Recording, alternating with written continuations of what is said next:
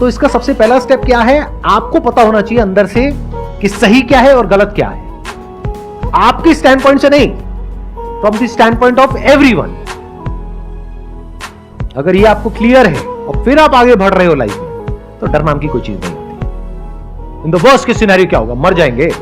मर जाएंगे, उससे क्या फर्क पड़ता है, सभी ने मरना है, आप कौन सा मरो। बट हां, इसका मतलब ये नहीं है कि आप जा करके बिना बात के किसी से लड़ रहे हो, that is just a waste of time. सही चीज के लिए लड़ना सीखो, सही चीज के लिए आवाज उठाना सीखो और सही तरह से लड़ना सीखो। अगर ये नहीं कर पाए तो अपनी लाइफ में भी कभी आप, अगर कुछ बहुत गलत भी हो रहा होगा आपके साथ में, वहां पर आप स्टैंड नहीं ले पाओगे। अगर आज सोसाइटी में कुछ गलत होता हुआ दिख रहा है और वहां पे जाकर के आपको सिर्फ एक कमेंट करना है और उस कमेंट पे जो नेगेटिव कमेंट्स आपको आएंगे उससे आपको डर लग रहा है, अरे तो अपनी लाइफ में अगर कोई बड़ा डिसीजन लेना है जहां पर आपके अपने, कोई अनजान लोग नहीं, आपके अपने कमेंट करेंगे, अपने फ्रेंड्स, अपने रिलेटिव्स, अपने माँ बाप, वो कमेंट करेंगे कि क्या बकवास कर रहे हो, तो उन कमेंट्स को कैसे सहोगे। तो इसको प्रैक्टिस की तरह देखो कि अगर एक ऐसी जगह पर जहां पर कोई रिस्क नहीं है, कोई अनजान लोगों ने आकर के आपको कुछ बोल भी दिया तो उससे क्या चला गया, कुछ भी नहीं, आप अपने रास्ते, वो अपने रास्ते। अगर यहीं पे आप स्टैंड नहीं ले पा रहे हो, यहीं पे आपको डर लग रहा है, तो कल को अपनी लाइफ के लिए अगर स्टैंड लेने की बारी आएगी, मान लो आप किसी ऑफिस में जॉब करते हो, वहां पर कुछ गलत हो रहा है और वहां पर बोलने की बारी आएगी जहां पे बाकी के सारे इंप्लॉइज कह रहे हैं चुप रहो, बॉस कह रहा है चुप रहो, और आपको पता है कि आपकी नौकरी जा सकती है, तो क्या कभी कुछ बोलोगे। इसको ऐसे देखो कि एक बड़ी बैटल को लड़ने के लिए आपको अपने आप को तैयार करना है, तो सोशल मीडिया आज आपके पास में एक वेपन है जहां पर आप बहुत छोटे लेवल पे प्रैक्टिस कर सकते हो। सही और गलत के बीच के फर्क को समझो और जहां पर कुछ गलत होता हुआ दिख रहा है वहां पर अपनी आवाज उठाओ,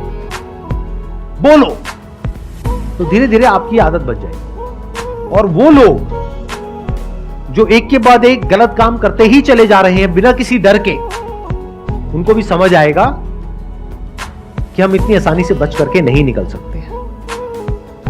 बड़ा सिंपल आपको तरीका बताता हूं। ये लोग सबसे ज्यादा डरते हैं अनसब्सक्राइब करने से, तो वहां पर कमेंट में जाकर के लिख दो अनसब्सक्राइब, चाहे नहीं भी कर रहे लिख दो। और अगर बहुत लोगों ने लिख दिया ना अनसब्सक्राइब, वो बंदा 1000 बार सोचेगा ऐसा कुछ दोबारा करने से पहले कि you lost my respect unsubscribe, you lost my respect unsubscribe, कर दो अनसब्सक्राइब। अगर एक्चुअल में थोड़े भी लोगों ने ऐसा किया ना और उसके 2-4 लाख भी कम हो गए,